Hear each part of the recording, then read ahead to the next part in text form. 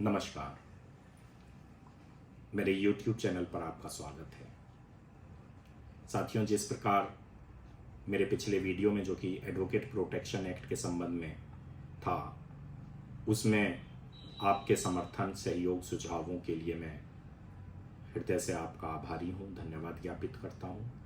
और अपेक्षा करता हूँ कि भविष्य में भी इसी प्रकार आप लोगों का समर्थन, सहयोग, स्नेह, प्रेम और सुझाव मुझे हमेशा मिलते रहेंगे, जिससे जो विभिन्न विधिक मुद्दे मैं आप लोगों के समक्ष लेकर के आता हूं उसमें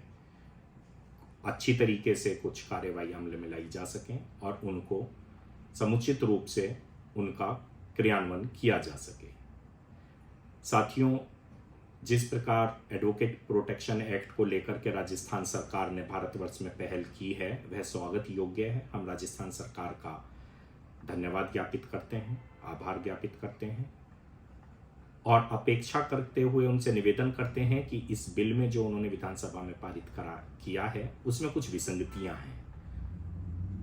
कुछ उसमें अमेंडमेंट आवश्यक हैं। उन विसंगतियों को दूर करते हुए कुछ और चीज़ों को उसमें जोड़ा जाए, जिससे इसका मूल अवधारणा जो एडवोकेट प्रोटेक्शन एक्ट की है उसको प्राप्त किया जा सके। साथियों, आप लोगों ने देखा होगा कि जब यह बिल राजस्थान सरकार ने पेश किया था विधानसभा में, उस टाइम इसमें एडवोकेट के लिए कोर्ट प्रेमिसेस का उल्लेख किया गया था कि यदि किसी भी प्रकार की कोई घटना, कोई असॉल्ट, कोई हमला वगैरह होता है तो वह कोर्ट प्रेमिसेस में। हमारे साथियों ने उस चीज़ के लिए मांग रखी, उस चीज़ को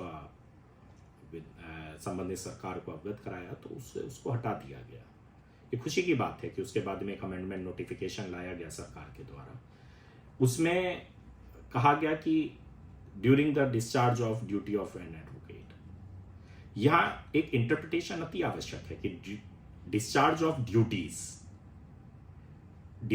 ड्यूटीज को हम क्या मानेंगे?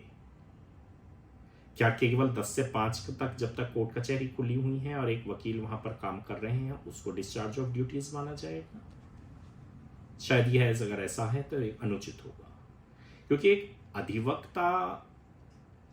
हमारे एडवोकेट एक्ट 1961 के दायरे में यदि हम लोग बात करते हैं, जिसकी परिभाषा इस बिल में एडवोकेट प्रोटेक्शन एक्ट में राज्य सरकार ने, राजस्थान की राज्य सरकार ने उसको वही परिभाषित किया है जो हमारे एडवोकेट एक्ट 1961 में परिभाषित किया गया है। तो एक एडवोकेट को किसी भी प्रकार की सीमाओं में या किसी समय में बांधना उचित नहीं होगा।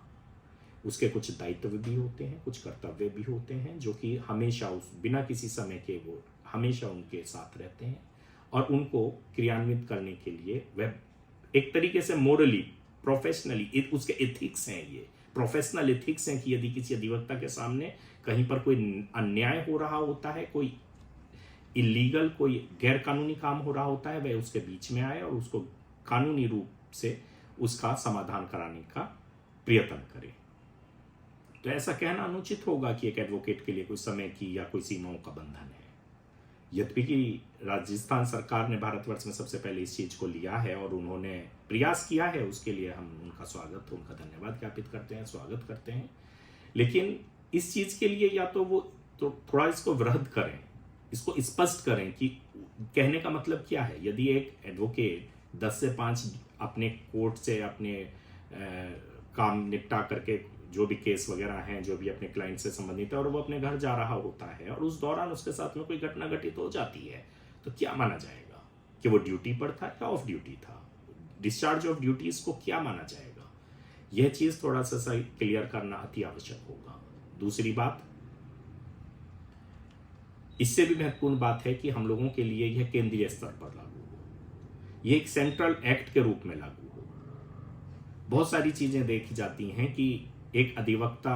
एक एनरोल्ड किसी भी बार काउंसिल में हो चाहे वो, लेकिन दूसरे किसी भी बार काउंसिल में जाकर के, किसी भी कोर्ट में जाकर के वो अपने क्लाइंट के लिए न्याय दिलाने के लिए कार्य करते हैं। बहुत सारी स्थितियां ऐसी भी हो जाती हैं कि एक एडवोकेट एक राज्य में रहते हैं। अगर हम बात करते हैं दिल्ली एनसीआर की, तो बहुत सारे हमारे एडवोकेट साथी ऐसे हैं जो यूपी एनसीआर में रहते हैं और दिल्ली कोर्ट में प्रैक्टिस करते हैं। तो क्या परिस्थितियां ऐसी नहीं उत्पन्न होंगी कि अगर एक दिल्ली कोर्ट का या दिल्ली सरकार अगर कोई एक्ट लाती है और यूपी सरकार का एक्ट होता है, तो क्या यह उचित नहीं होगा कि एक सेंट्रल एक्ट लागू किया जाए?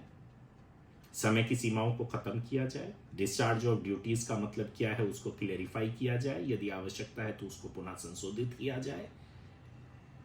और केंद्रीय स्तर पे इस एक्ट को हम भारत सरकार से निवेदन करना चाहते हैं, कानून मंत्रालय भारत सरकार से हम निवेदन करना चाहते हैं कि संसद में इस अधिनियम को यथाउचित यथा समय उसको लागू कराया जाए, पास कराया जाए। और साथ ही यह भी निवेदन करते हैं कि एक प्रकार से संरक्षण करने के लिए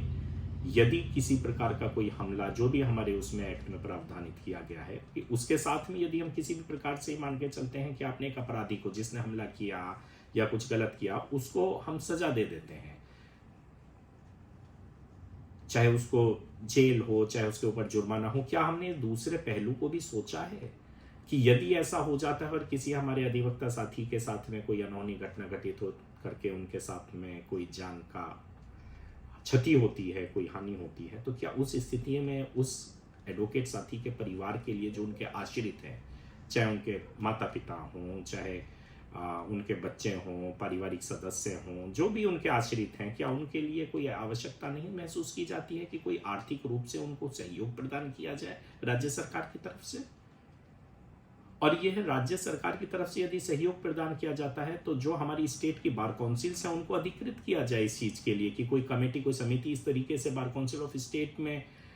गठित हो कि वो इस चीज़ का निर्णय ले सकें कि किस प्रकार की हानि हुई है, क्या उनके लिए है, उसकी रिकमेंडेशन ली जाए और सरकार उसकी प्रतिपूर्ति करे उस अधिवक्ता साथी को। यदि किसी प्रकार से कोई, किसी भी प्रकार से यदि कोई ऐसी स्थिति आती है, सामने उत्पन्न होती है कि कोई फिजिकली असॉल्ट होता है, कहीं किसी प्रकार से उनका कोई शारीरिक रूप से विकलांगता, कोई डिसेबिलिटी होती है, तो उन परिस्थितियों में यह भी आवश्यक है कि उनको मेडिकली ट्रीटमेंट क्या दिया जा सकता है, मेडिकली एड क्या दी जा सकती है, मेडिकल फैसिलिटीज प्रोवाइड की जा सकती हैं, क्या उनको कहीं हॉस्पिटल में कोई बेनिफिट्स, उनको फैसिलिटीज प्रोवाइड राज्य सरकार के द्वारा क्या हो सकता है। तो केवल एक पहलू ये भर देख लेना कि किसने हमला किया उसको सजा दे करके विमुक्त हो जाना अपनी जिम्मेदारियों से संभवतः अधूरा सा लगता है। कहीं ना कहीं यह अति आवश्यक है कि यदि एक पहलू के तहत एक अपराधी को, एक वकील के ऊपर उनके संरक्षण के तहत यदि उसको, किसी आरोपित को, अभियुक्त को यदि सजा दी जाती है, उनको कोई जुर्माना लगाया जाता है, तो निश्चित तौर पर यह भी आवश्यक है कि अधिवक्ता के आश्रितों को, उनके परिवार को भी सामाजिक और आर्थिक रूप से उनकी मदद की जाए। और इसके लिए हम यह भी अपेक्षा करते हैं कि यदि कोई ऐसी प्रतिकूल परिस्थितियां आती हैं, सामने आती हैं कि भाई ठीक है, अगर बार काउंसिल ऑफ स्टेट में कहीं है तो हमारी सर्वोच्च संस्था बार काउंसिल ऑफ इंडिया है, उसको इन्वॉल्व किया जाए, उनका निर्णय लिया जाए, उनकी भी कोई अपनी जो सुझाव हैं उनको लिया जाए और उनके निर्णय को अंतिम निर्णय माना जाए और राज्य सरकार उसकी प्रतिपूर्ति करे जो भी कोई क्षति होती है। और बार काउंसिल ऑफ स्टेट या bar council of appellate authority के तौर पर बार काउंसिल ऑफ इंडिया की तरफ से जो भी चीज़ प्रतिदानित की जा सकती है। तो साथियों, इन सब चीज़ों को देखते हुए हमें अति आवश्यक लगता है कि इसमें सबसे पहले बिंदु ये है कि एडवोकेट प्रोटेक्शन एक्ट अभी बहुत जल्दी में ही, अगर आप लोगों के संज्ञान में होगा तो 1 या 2 अप्रैल को हमारे दिल्ली में सरेशाम एक हमारे अधिवक्ता साथियों को गोलियों से छलनी कर दिया गया, उनकी मौके पर ही मृत्यु हो गई। इसी प्रकार से बहुत सारी चीज़ें हम लोग देर सवेर देखते और सुनते रहते हैं। तो हमारा निवेदन है सरकार से, हमारा निवेदन है आप सभी से कि इसके लिए समर्थन आप लोगों, एकजुट हम लोगों को होना पड़ेगा और एक केंद्रीय एक्ट के रूप में हमारा एडवोकेट प्रोटेक्शन एक्ट लागू हो और जो भी चीज़ इसमें हमारी आवश्यकता की है उनको समय रहते उनको अमेंड किया जाए, जिससे इसका जो मूल अवधारणा है वो प्राप्त की जा सके। साथियों, मेरे इस